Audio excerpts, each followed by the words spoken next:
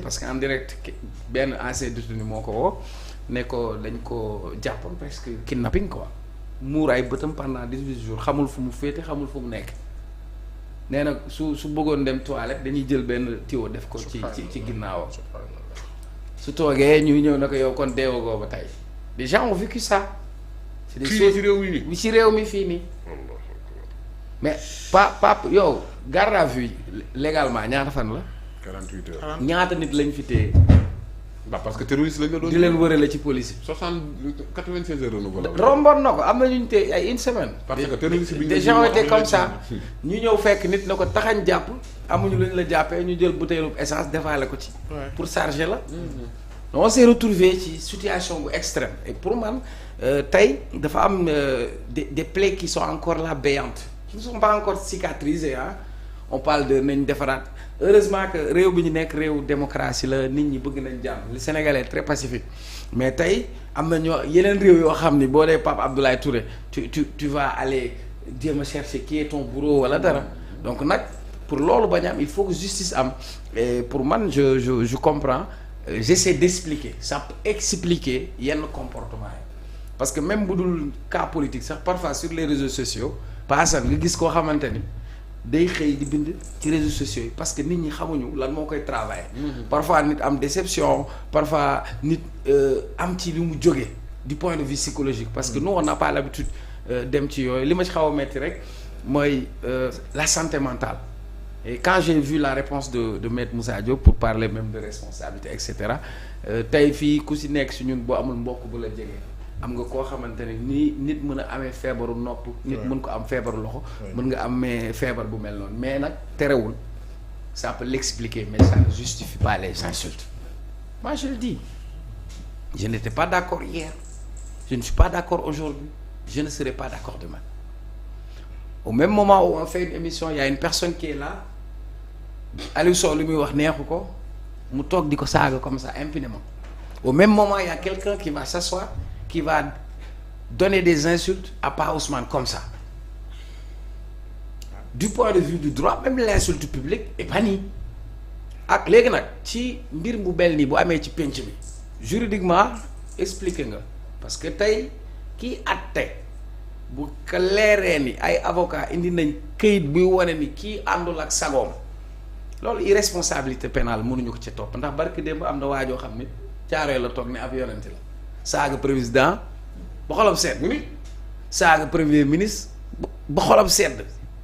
ne commandant daggalaat commandant ne ko maa ngi fii caaroo di la xaar ñu dem jëli ko bi ñu ko jëlee juge bi daf lan la wax juge bi daf ne nañ ko dem hôpital ñu def expertise quand on a fait une expertise au niveau de l'hôpital de Fann on a montré que àndul ak sagom juge bi ne nañ ko yóbbu hôpital mais pas Assane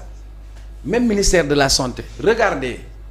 ban traitement la ñu am sur la santé mentale ci ñi nga xamante ni tey ça a un coût boo demee hôpital Mbao amuñu fu ñuy interner ay nit ñi dox ci mbedd bi léegi nag passement loolu benn aspect la mais ça ne justifie pas les insultes encore une fois beneen bi ci cas bi Kairé c'est un militant de Pastef tout à fait doful dina jàpp ko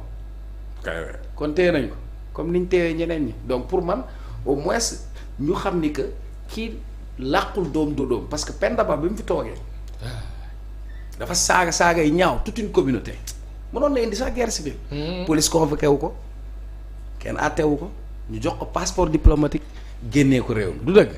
donc pour man lu ñu war a dindi ci espace bi la vous avez parfaitement raison il faut que ñu gën a dem sur l'encadrement parce que les gens souvent lu ñu xàmmeewul le sympathisant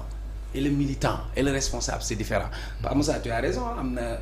yenn DG yoo xam bu ñu bindee wala ñu wax tu te dis kii dafa am lu mu denc am na parce que nit dina am benn comportement boo xam ni sax melu ko woon waaye nag ci penc mi nag ay wàllu saaga dañ ko war a dindi xam naa waxtu bi dalaa ndacc mais tey am na keneen Toussaint mais attends est-ce que xam nga c'est un docteur mais sinon moom it dañ ko waroon a suivre psychologie est-ce que moo wax la dara man ni ma xamee Toussaint yaakaar naa nit ñi xamee wuñ ko noonu je vous dis Toussaint dafa changé sax Toussaint bi muy ànd ak Pastef la sedd moi quand je connaissais Toussaint ñu ñëw ñu ne boobu Sidiki Kaba moo nekkoon ministre de la justice Toussaint pour wax la xam nga les vrais Joola ànd ak ay fabulu Toussaint nous dit tey dañuy def sit-in devant ministère de l'intérieur 15 heures Toussaint 15 heures moo fa jiitu bi mu ñëwee li ko téye ci policier mën na 30 Toussaint ca formation Kekondo léegi il est devenu sage mais le Toussaint moi que je connaissais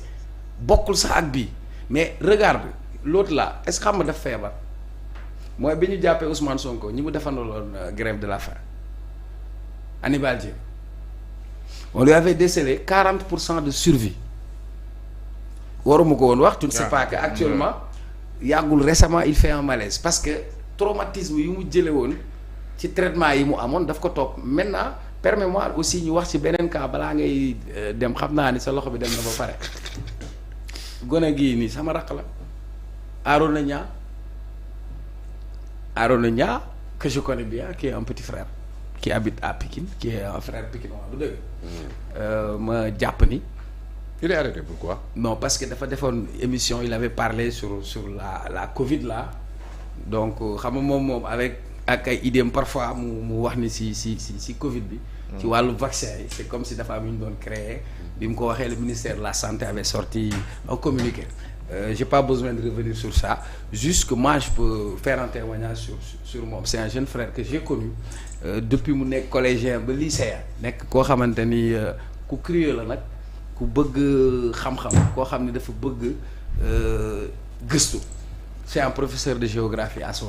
malgré son jeune âge et qui fait beaucoup d'impact auprès des jeunes maintenant nee na day analyser géopolitique parfois nag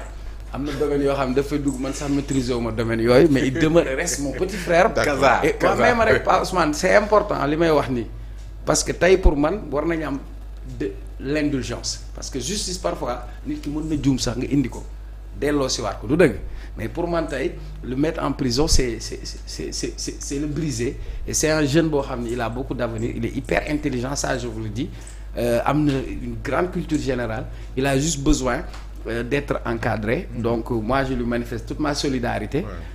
maintenant ci penc mi aussi mën nga di wax mën nga juum ci penc mi aussi am nga nooy waxee ñu war la woo rek juste laaj la pour mën ko dellu société mais tey ñu ngi ko téye di xaar pour ñu àtte ko moi je demande quand même aux magistrats d'être plus indulgents parce que c'est un jeune garçon très brillant et que à Pikine xam naa engagement communautaire am auprès des étudiants ci lépp ba pare bisu mu ngi nii pour wax la ni ñi amul làq doom dóoru doom Arona Niang il est membre de PASTEF bu Pikine Est JPS. D'accord. Merci. oui ko ñaanal njéggal rek sama rakk waaw comme moom dafa daanelee ak waa Pikine may beral nuyoo aussi suma benn doomu ndey Ali Ndiaye nekk Pikine mais Pape Moussa dafa poser benn question bu am solo mu bëgg fa dugal beneen question quelle est la relation entre les Sénégalais et les assistants sociaux? On n'en a pas. C'est quoi? da ngay feebar nga dem hôpital war a faju